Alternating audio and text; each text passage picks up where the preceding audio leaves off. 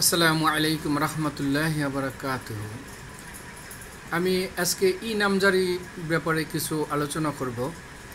আপনি যদি আপনার সম্পত্তি ই নামজারি করতে চান, তাহলে আপনাকে প্রথমত যেই কাগজপত্রগুলো লাগবে, আপনি যদি ওয়ারিশ সূত্রে মালিক হন, আপনাকে খতিয়ান অবশ্যই দরকার, এবং পূর্ববর্তী খতিয়ান, বর্তমান খতিয়ান, এবং আপনাকে ওয়ারিশ সনদ অবশ্যই লাগবে।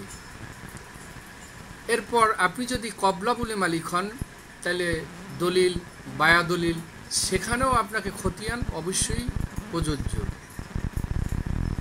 আর আপনি ছবি সহ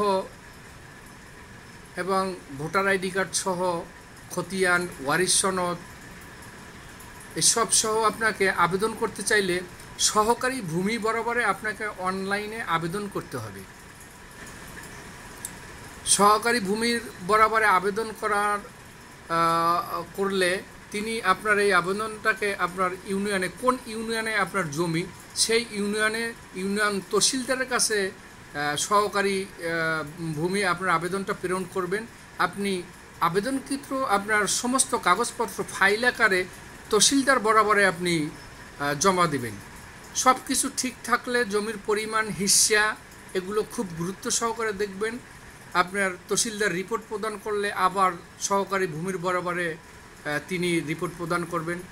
এরপর ছাড়বেয়ারের পর কানুনগোর পরে আবার সহকারী ভূমির কাছেই আবার আসবেন।